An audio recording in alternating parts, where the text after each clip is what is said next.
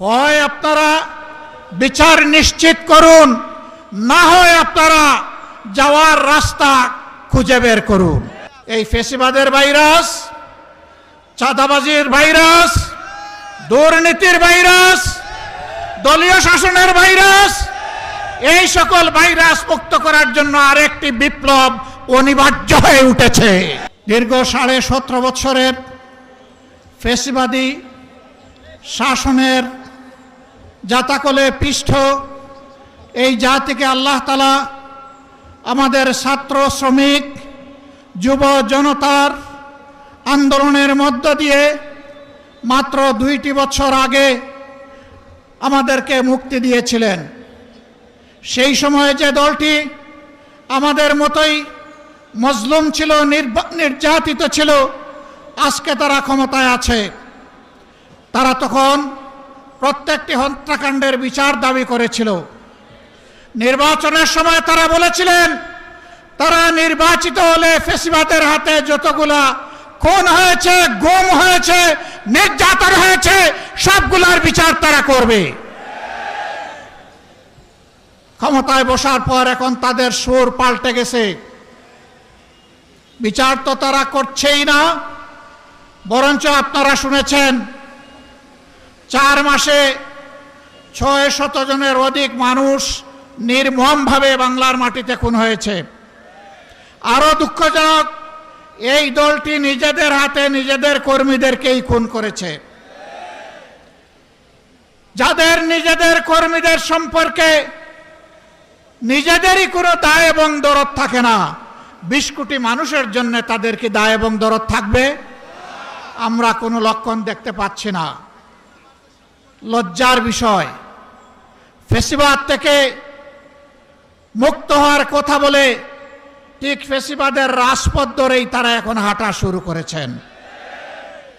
বন্ধুরা, বাংলাদেশ কিন্তু বারবার বিপ্লবের সাক্ষী। আমরা পরিষ্কার বলে দিচ্ছি, হয় আপনারা বিচার নিশ্চিত করুন, না হয় আপনারা যাওয়ার রাস্তা খুঁজে বের করুন।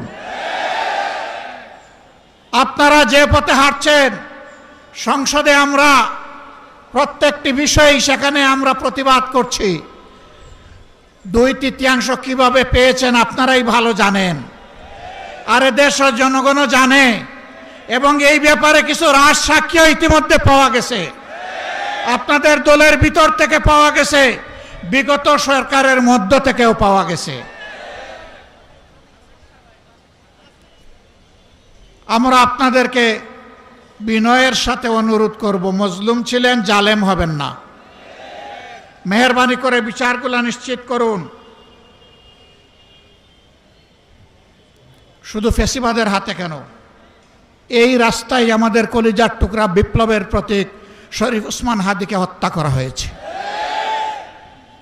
তার বিচারও ধামাচাপা দেওয়ার চেষ্টা চলছে। এখন পর্যন্ত চার্জশিটটি দেওয়া হয় নাই। কাকে খুশি করার জন্য, কোন সত্যকে আড়াল করার জন্য এটা করা হচ্ছে, জনগণ জানতে চায়। এই 21 তারিখ, মাত্র 2 দিন আগে গাইবান্ধা ইতিমধ্যেই বলা হয়েছে ছাত্র শিবিরের একজন তরুণ নেতাকে গলাকটে স্পষ্ট দিবালুকে সেই ফেসিবাদী কায়দায় হত্যা করা হয়েছে। হ্যাঁ, হত্যা করে মানুষকে দুনিয়া থেকে বিদায় দেওয়া যাবে, কিন্তু কোনো আদর্শকে খুন করা যাবে না।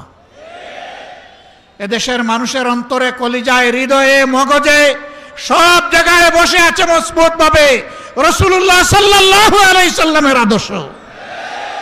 এই আদর্শকে নির্মূল করার চিন্তা করবেন না। যদিও আপনাদের একজন সিনিয়র নেতা ঘোষণা করে দিয়েছেন নির্মূল করবেন, অতীতে যারা নির্মূল করার ঘোষণা দিয়েছিলেন তারা নিজেরাই আজকে নির্মূল হয়ে গেছে। নির্মূল বেশি করবেন না, এটা এক ধরনের ভাইরাস। এই ফেসিবাদের ভাইরাস, চাঁদাবাজির ভাইরাস, দুর্নীতির ভাইরাস, দলীয় শাসনের ভাইরাস, এই সকল ভাইরাস মুক্ত করার জন্য আরেকটি বিপ্লব অনিবার্য হয়ে উঠেছে। সেই বিপ্লবের জন্য আপনারা কি প্রস্তুত? মানুষের জীবন, ইজ্জত এবং সম্পদ, দেশের সীমানার জন্য আরেকবার কি জীবন দেওয়ার জন্য প্রস্তুত আছেন? বন্ধুরা, এই বয়সে আমি এবং আমরা পিছিয়ে থাকবো না, সম্মুখ সারিতে থাকবো, আড়ালে আবদালে নয়। তবুও বাংলাদেশের দিকে কাউকে লাল চোখ দিয়ে তাকাতে দেব না ইনশাআল্লাহ। কোন কালো হাত বাড়ালে সেই হাত গুড়িয়ে দেওয়া হবে। 20 কোটি মানুষের 40 কোটি হাত এই দেশকে পাহারা দিবে ইনশাআল্লাহ। কারো বাবার সাধ্য নাই এ দেশের স্বাধীনতা এবং সার্বভৌমত্ব নিয়ে টানাটানি করার। মহান আল্লাহর উপর ভরসা করে আপনাদেরকে আগামীর সেই বিপ্লবের দাওয়াত আজকে দিয়ে রাখলাম। সংসদে যতদিন পর্যন্ত কথা বলার পরিবেশ থাকবে, জাতির স্বার্থে যতদিন পর্যন্ত থাকার দরকার হবে, তার বাইরে আমরা 1 সেকেন্ডও থাকব না।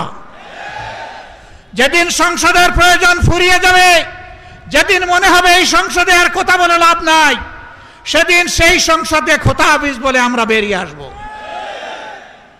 প্রস্তুত থাকুন সেই বিপ্লবের জন্যে। অন্যায়ের সাথে কোনো আপত নয়, নতুন পুরাতন কোনো ফ্যাসিবাদ মানি না। পুরাতন পরিত্যাজ্য, নূতন ঘৃণিত, কোনো ফ্যাসিবাদ মানব না ইনশাআল্লাহ। জীবন যাবে, জীবন একটাই, সেই জীবন যাবে আল্লাহর জন্যে, সেই জীবন যাবে মানুষের জন্য।